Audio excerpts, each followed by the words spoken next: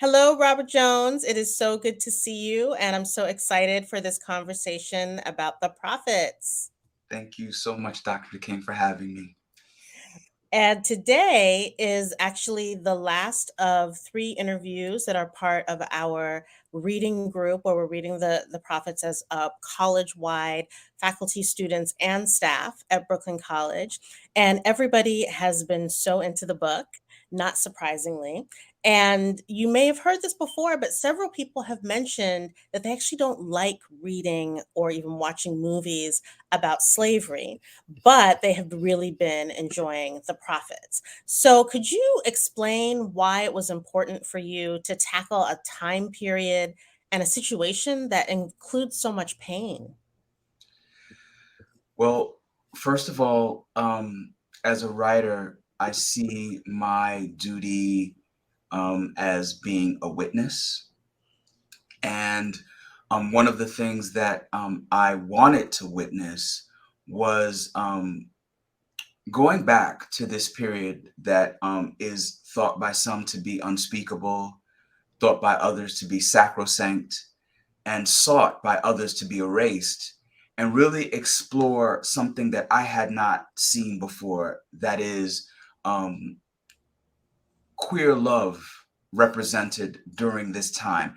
And I don't mean in the context of sexual assault or rape or some level of depravity. Some people refer to this period as the time where Black homosexuality began, through the dehumanizing practice of buck breaking, where slave masters would intentionally rape as a means to make enslaved people submit. I'm not talking about that kind of thing. I'm talking about the kind of thing where two people are naturally attracted to one another, naturally lust after one another, naturally love one another in ways that are consensual. I had not seen that in literature before. As I mentioned previously, I had seen examples of rape and sexual assault, and that struck me immediately as the heterosexist gaze, looking at queerness as something that was depraved or sort of moving us away from our natural state as heterosexuals. And I wanted to sort of attack that idea in a period in which I had never seen it um, rendered before. Mhm. I really appreciate that. And to me, part of what's important about what you're saying is not just, and what you wrote is not just that the relationship is consensual, but that the relationship is tender, Hmm. right?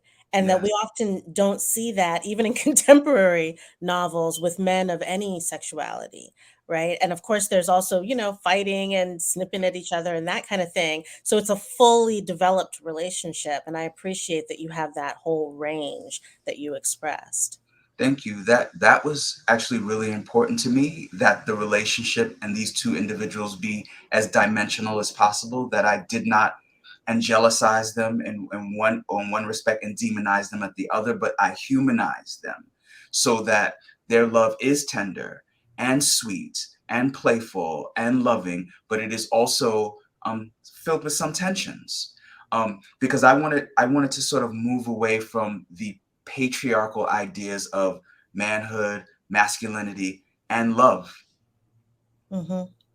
The theme for today, for our reading group, is Black liberation for all.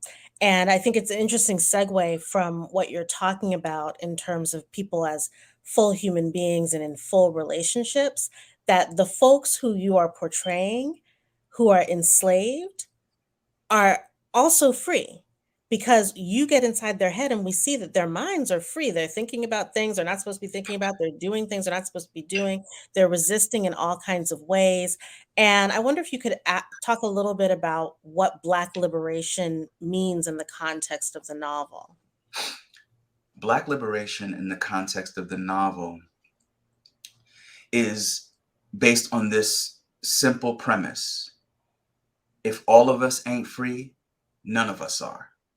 So In contemporary times, I'm thinking about the ways in which Black liberation struggles, at least the ones that get the most attention, have been focused on one type of Black person, and that was generally Black, cisgender, heterosexual males who also led these movements.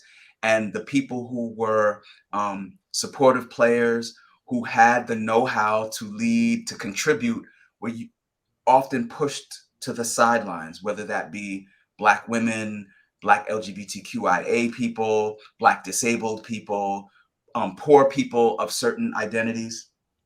So I wanted to sort of illustrate in this earlier time period the ways in which Blackness doesn't have to act as a monolith, but it does have to act in unity if the goal is we need to be liberated.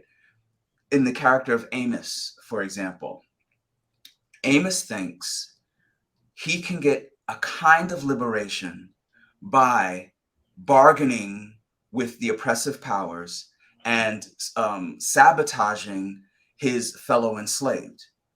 That can only lead to one place, um, chaos. And chaos to me is not liberation. It is only when you have your Maggies and your Sarahs and to other extents your Samuels and Isaiahs working in tandem, working together to decide enough is when you achieve that state. And I know I hear sometimes online the ways in which the various peoples of the African diaspora have some tensions between us. Like if we're American born versus South American born versus Caribbean born versus European born versus African continental born, um, that there's this sense that we are not one people and that we are each other's adversaries, if not enemies. Mhm. And when I see these things, all I can think is who benefits from that perspective? And the only people who benefit from that perspective are the white supremacist capitalist patriarchs. Because as long as Black people are divided, and I realize that Black is a construct or can be a construct that serves white purposes. It is white supremacists created Black as a function to separate Europeans from the rest of us and to deem Europeans of superior humanity than the rest of us. But I think Blackness can also too be a site of um, radical rethinking about what it means to be a human being, to be free of oppressive structures, to be unified in the interest of preserving life. Mhm. And that's what the prophets is trying sort of wrestling with. Mhm. Mhm. When you bring up the complexity of race and then acknowledge that it's a construct, it reminds me of Stuart Hall saying, "Just because a building is constructed doesn't mean it can't fall on you." Right, right, right. But I have a follow-up to that because and kind of growing from the prophets out into the world, because I know you're someone who's very much in the world. And Black liberation obviously benefits Black people, right? And you talked about none of us are free unless all of us are free. Could you say a little bit about whether Black liberation has benefit for people who are not Black? Absolutely. If we decide today that the racial hierarchy makes no sense, that to place white people at the top of this pyramid and Black people at the bottom, and the way that I can understand myself as a being of value is to agree that white is the best and Black is the worst. If I decide today that's no longer true, if I'm not Black, I'm also freed because there's some um, dangers at being at the top of that pyramid. You're always in danger because you're oppressing other people who at some point are going to get tired of that oppression and that puts your life Mhm, in jeopardy.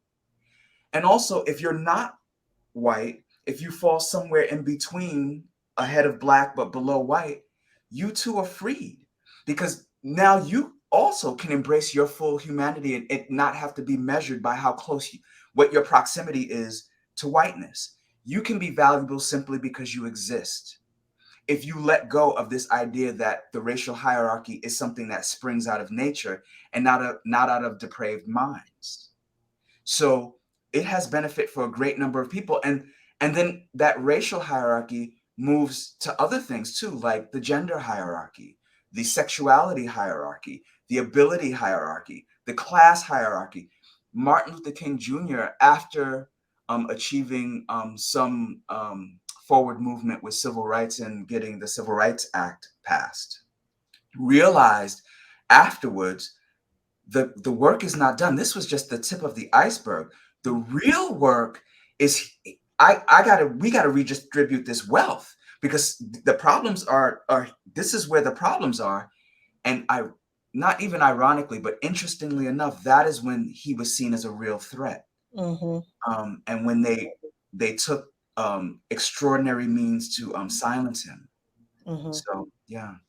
Absolutely. Absolutely. Well, I want to ask you a question about being an artist. You know, you are beloved by the Brooklyn College community because you were both a student and a staff member. And I wonder what you just would say to someone who is maybe older than the traditional college student and worries that there's not enough time left for them to pursue their dreams and to do something that might seem irresponsible or like being an artist. You know, I had all of those insecurities. I returned to Brooklyn College as an older student at the age of 31 with a great deal of shame in my heart because I thought, I should have been in college at 17, 18 years old. What am I doing? I'm going to be sitting in classroom with all these teenagers and I'm going to be out of place and it's going to feel uncomfortable. And that is actually not what happened. What happened was I was in college when I was supposed to be. Mhm.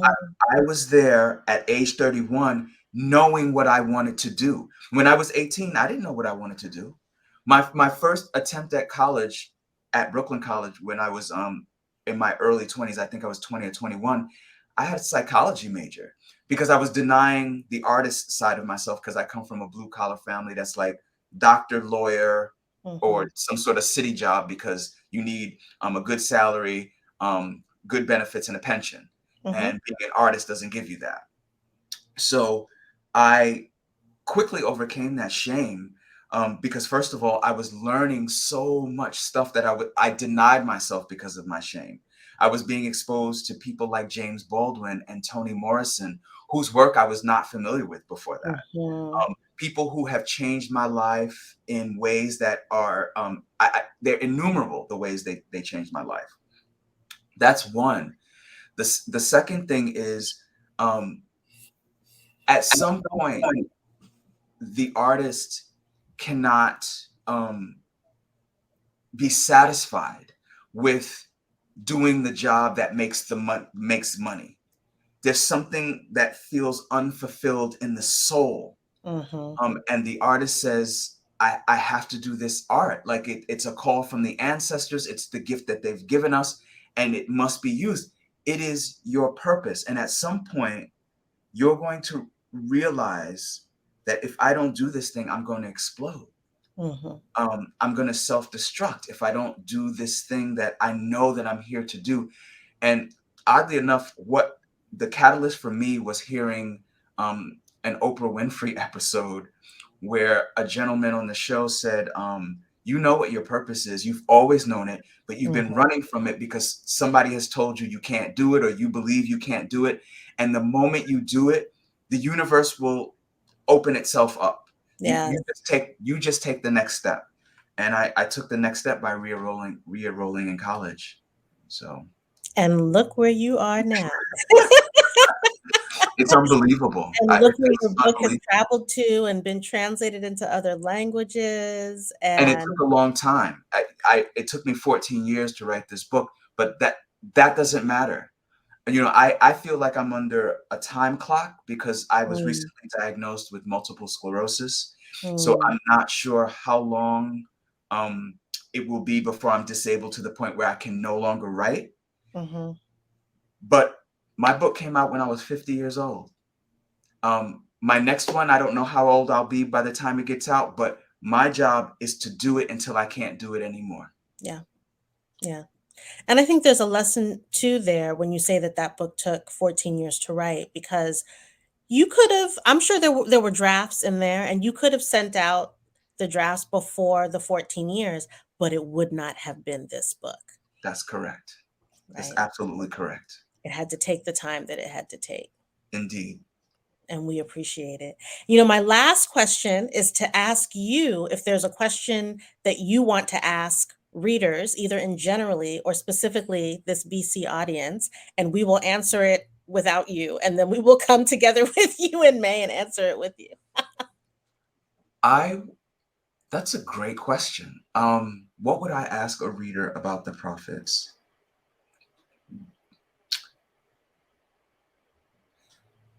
Do you find it to be too violent? I I Mm, I often hear from some readers that they had to put the book down because it was violent. But as a writer, um, the scenes did not seem too violent to me. They seemed descriptive, but and truthful, but they didn't seem too violent. I felt like this was just how it was, that slavery itself is violence. mhm, Um, so I would ask the question, did you find it to be too violent? mhm. Well, thank you for that. We are going to answer that question in our discussion today. And Robert Jones Jr., we thank you for always being so generous with the Brooklyn College community and with your readers now around the world. It's really a pleasure to be able and a privilege to be able to interact with the author. And we also thank you for this book, this gift that you've given the world. Thank you so much, Dr. King. It's always a pleasure to talk to you. You see, I got your book on my Thank shelf. you. Thank I you know I am a huge fan of yours, so this has been an absolute pleasure. Thank you so much.